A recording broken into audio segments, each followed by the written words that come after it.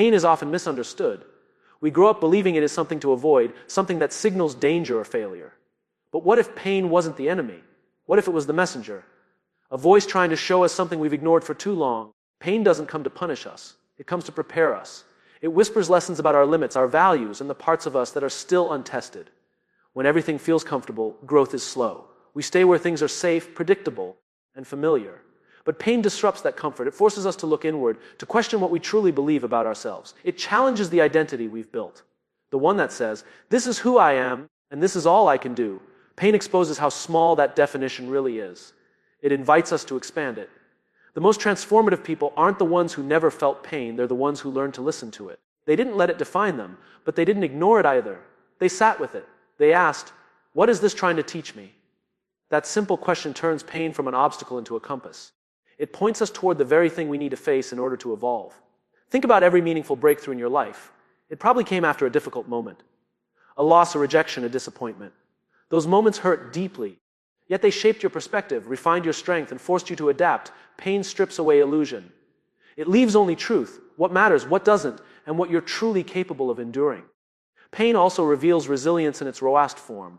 When life breaks you open, you begin to realize how much power you actually hold. The first time you recover from something you thought would destroy you, you start to see yourself differently. You no longer fear pain in the same way, because you've seen that even when it knocks you down, you can rise again, stronger, clearer, and more grounded than before. There's wisdom inside pain, but it speaks in a language most of us try not to hear. It tells us where our boundaries need to be, where our attention should go, and where healing is overdue. Ignoring pain doesn't make it disappear, it only makes its lessons louder. Listening to it, on the other hand, helps us navigate life with deeper awareness and purpose. Pain humbles us. It removes the illusion of control and reminds us how interconnected we all are. Everyone, no matter how strong or successful, and knows what it means to hurt. And in that shared experience lies empathy. Pain teaches compassion, not just for others, but for ourselves. It helps us soften even as we grow stronger. When we stop resisting pain and start respecting it, it becomes a teacher. One that pushes us toward the edge of our comfort zone, not to break us, but to build us. It teaches us to stretch our limits, to embrace discomfort as a sign of growth, and to recognize that within every wound lies the potential for transformation. Ask the choice between suffering and strength. Pain is inevitable, but suffering is optional. Every one of us encounters moments that shake us: loss, failure, heartbreak, disappointment. These moments are not in our control.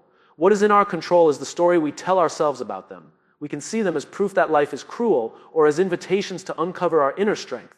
The difference between suffering and strength is the meaning we assign to our pain. When we believe that pain happens to us, we fall into victimhood. We wait for circumstances to change before we do. But when we realize that pain can happen for us, to shape, refine, and elevate us, everything changes. The experience remains the same, but the outcome transforms. One path leads to resentment, the other leads to resilience. This is the quiet power of perspective. Strength is not built in the absence of pain, it's built through it. Every time you face adversity, your mind gives you two choices: collapse or construct. You can let pain consume you, or you can let it carve new space within you for growth. People often think strength is about endurance, but it's really about transformation. Using the energy of struggle to rebuild yourself from the inside out. Suffering keeps us stuck in the story of what happened. Strength rewrites that story. It says, this may have hurt me, but it doesn't define me. That's not denial, it's power. It's the decision to move forward, even when the weight of the past tries to hold you back. It's the understanding that healing doesn't erase the pain, it turns it into purpose. Choosing strength doesn't mean pretending everything is fine. It means allowing yourself to feel fully, but not letting those feelings dictate your future. It means acknowledging the wound, but refusing to live inside it. It's standing in the storm and saying, this is not how my story ends. That choice, quiet, deliberate, often unseen, is where resilience begins. Every person you admire has made that choice at some point. They've taken what was meant to break them and turned it into something that built them. It's not that they never felt pain. They just refused to stay there. They transformed suffering into fuel, channeling it toward growth, creativity, and purpose. When we choose strength over suffering, we reclaim our power. We stop waiting for the world to become easier and start becoming stronger within it. The challenges don't disappear, but our relationship with them changes. We begin to see pain not as a wall to avoid, but as a doorway to walk through. Because ultimately, the measure of resilience isn't how much we endure. It's how we transform what we endure into wisdom, courage, and a deeper sense of self. Aside the hidden gift in every struggle carries something within it. A hidden gift that can only be revealed when we stop running from it. Most people never find this gift because they spend all their energy wishing the pain away. But struggle has a way of refining us, of peeling back layers of who we think we are to reveal who we were meant to become. The challenge is not just to survive it, but to see it, to recognize that buried beneath the discomfort is the seed of transformation. We often look back on the hardest seasons of our lives and realize they were also the most defining. The heartbreak that forced us to rediscover our worth. The failure that redirected us towards something greater. The disappointment that humbled us and taught us empathy. These are not coincidences, they are the natural byproducts of struggle. Pain is the process through which life introduces us to our depth. The gift doesn't always arrive wrapped in clarity. Sometimes it's disguised as loss, as rejection, as endings we didn't ask for. In those moments, it's easy to believe that life is against us. But over time, when the noise quiets and the wound begins to heal, we start to see the pattern. How every closed door pointed us toward the right one. How every detour shaped our character. Struggle, it turns out, is life's most creative form of direction. The hidden gift is perspective. It's the ability to see beyond the surface of pain and into the lesson it carries. When we look at struggle with curiosity instead of resistance, we begin to extract meaning from it. We start asking different questions. What is this trying to show me? What strength is this building? What version of me is emerging through this? And in asking, we begin to grow. Struggle also teaches gratitude in ways comfort never can. When you've been broken, you appreciate wholeness differently. When you've been lost, you value direction. When you've fallen, you don't take standing for granted. The moments that test us most deeply also awaken us most completely. They shift how we see the world and how we see ourselves within it. But finding the gift doesn't mean glorifying the struggle. It's not about pretending that pain is pleasant or that suffering is noble. It's about recognizing that within every hardship lies an opportunity, an invitation to learn, adapt, and evolve. Growth is not born in ease, it's forged in friction. Every time you rise after being knocked down, you uncover a piece of strength that was always there but never needed until now. The people who thrive are not those who avoid struggle, but those who learn to mine it for meaning. They don't just ask, why is this happening to me? They ask, what is this making possible? That shift from resistance to revelation changes everything. Because once you find the gift in struggle, life's challenges stop feeling like punishments and start feeling like pathways. The hidden gift in every struggle is not what happens to you. It's what happens within you. It's the clarity, the courage, and the character that can only be born when life tests your edges and you refuse to break. Salazar's resilience begins with perspective. A resilience is not about being unshakable. It's about how you see what shakes you. Two people can face the same storm. One is destroyed by it, the other grows because of it. The difference isn't strength, it's perspective. Perspective is the lens that determines whether we view pain as a threat or as a teacher. It's the quiet, unseen factor that shapes every decision, every reaction, every comeback. When life gets hard, our first instinct is often to ask, why me? But the more powerful question is, what now? That simple shift moves us from victimhood to agency. Why me traps us in the past, in blame, regret, and what ifs. What now pulls us into the present, into choice, into learning, into possibility. Perspective doesn't erase pain, it repositions it. It helps us see that what feels like an ending can also be a beginning. Perspective is built in the pauses, in those quiet moments between what happened and how we respond. In that space lies freedom. We can choose to react impulsively, or we can choose to interpret intentionally. The mind that says, this is impossible, and the mind that says, this is preparing me, are both correct. Whichever one you feed will shape your reality. The most resilient people aren't those who have perfect lives. They're those who have trained their eyes to find meaning in the mess. They don't deny reality. They redefine it. They don't say, this shouldn't be happening. They say, this is happening. So how can I use it? They don't ask for fewer challenges. They ask for more clarity within them. This way of thinking doesn't make life easier, but it makes it richer. Perspective turns breakdowns into breakthroughs. It helps you recognize that the things you once labeled as failures were actually foundations. Every rejection redirected you.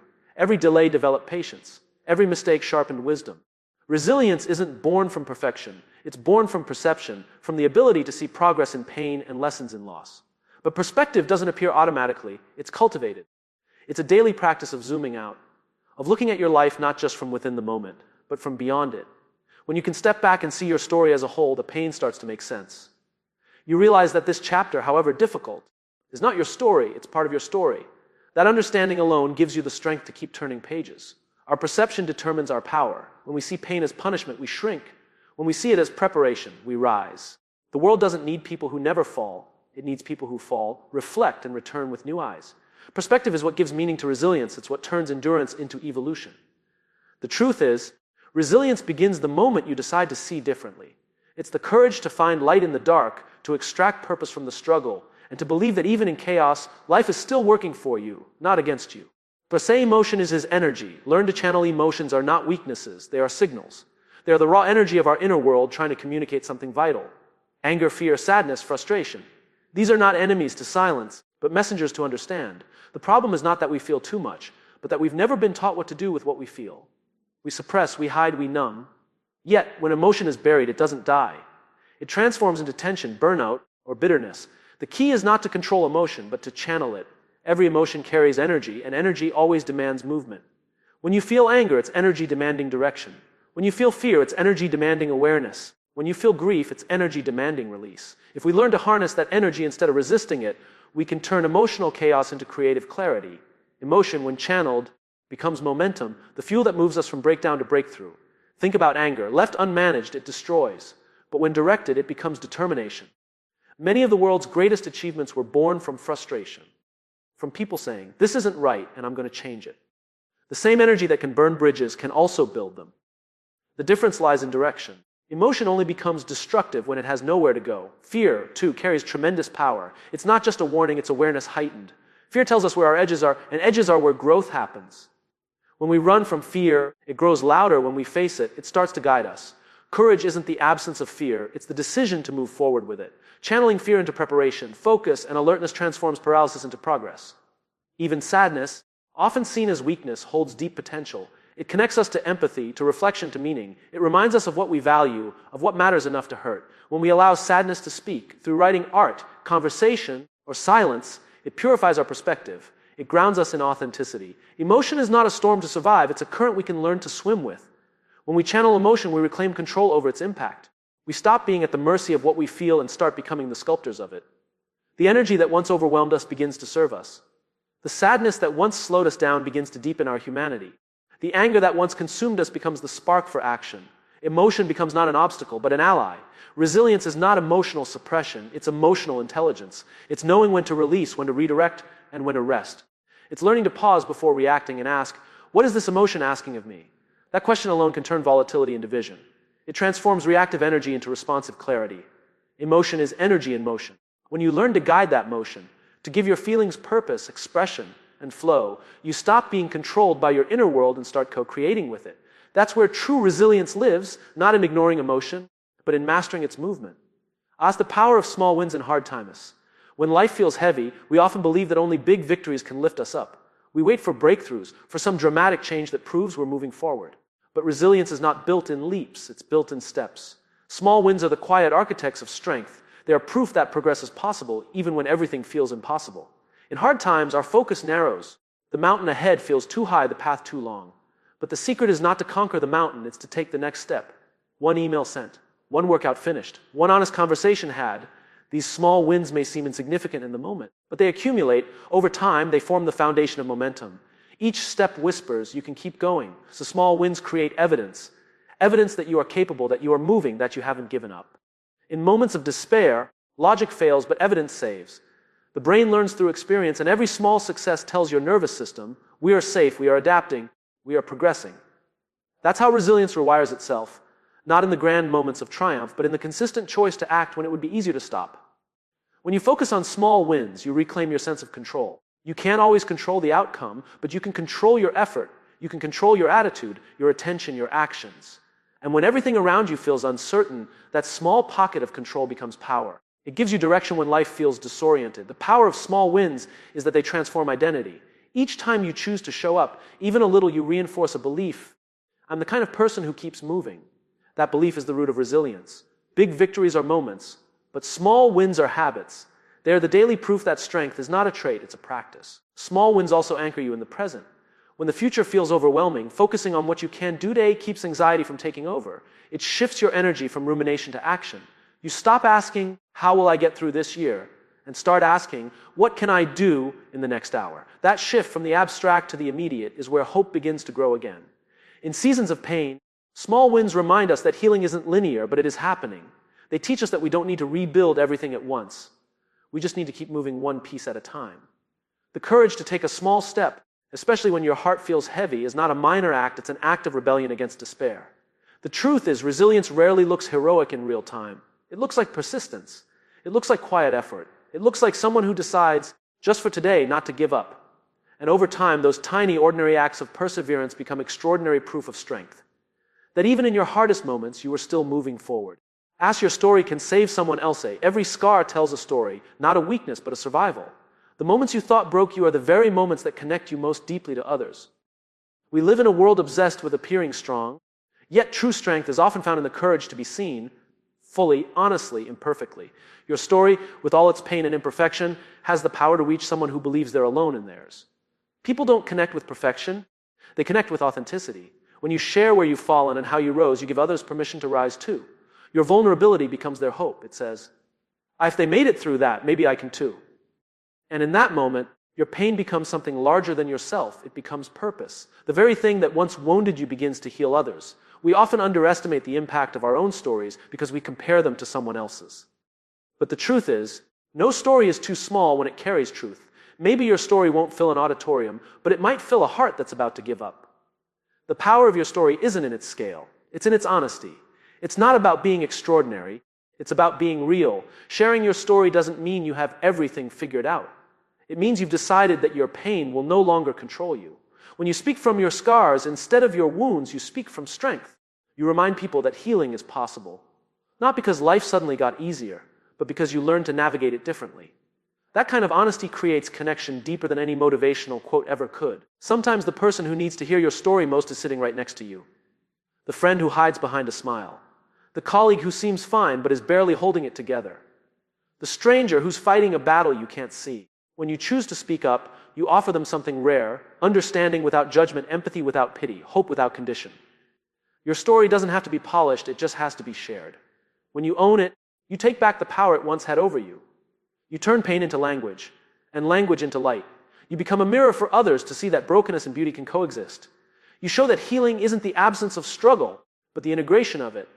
And when you share, something remarkable happens. Your pain finds meaning. It stops being just yours.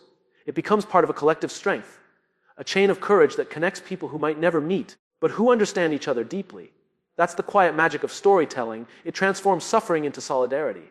Because in the end, your greatest impact won't come from your achievements. It will come from your story. The one where you fell, learned, and rose. The one that whispers to others you can rise too. Resilience is a practice, not a personality trait. Resilience is often seen as something you either have or you don't, as if some people are born stronger, braver, or more unshakable than others. But the truth is, resilience isn't a gift, it's a discipline. It's not written in your DNA, it's built in your decisions. It's a skill, a mindset, a daily practice of showing up, even when you don't feel like it. Resilience grows through repetition. Every time you face a challenge and choose not to give up, you train it. Every time you fall and decide to rise, you strengthen it. It's not one grand act of courage, but a series of small, consistent choices. To breathe through the anxiety, to move through the fear, to keep faith when the outcome is unclear. Over time, those choices become muscle memory. You stop asking, can I handle this? And start remembering, I've handled it before. Practicing resilience doesn't mean pretending to be okay when you're not. It means giving yourself permission to struggle, to stumble, to rest, but never to quit. It's learning to balance grace with grit. Some days, resilience looks like pushing forward. Other days, it looks like slowing down so you can continue tomorrow. Strength is not built by constant motion. It's built by conscious recovery. The practice of resilience starts in how you speak to yourself. Your inner dialogue is the training ground of your endurance. When you fall short, do you attack yourself or encourage yourself? When life tests you, do you ask, why me? Or what can I learn? The words you choose shape the identity you reinforce. Resilience begins with self-talk that believes in the possibility of growth, even when evidence is scarce. Consistency is the heartbeat of resilience. It's doing the small things that keep you grounded, journaling when your mind feels chaotic, exercising when your body feels heavy, reaching out when isolation tempts you to withdraw. These are not trivial acts. They're the daily rituals that remind your nervous system that you are still in motion, still adapting, still alive. Resilience also thrives in connection. No one practices it alone. The strongest people aren't the ones who never ask for help. They're the ones who know when to. Support doesn't make you weaker, it sustains your strength. Sometimes resilience means leaning on people, on faith, on purpose, until you can stand again. And perhaps the most important part of practicing resilience is remembering that it's not about bouncing back to who you were before. It's about becoming someone new, someone wiser, deeper, more grounded. Every trial refines you. Every recovery reshapes you. Resilience isn't about returning to normal. It's about redefining what's possible. The practice never ends. Because life will always test your limits, and every test is another chance to strengthen them. Each time you choose to show up, heart open, eyes forward, You reaffirm the truth that resilience isn't something you have, it's something you do.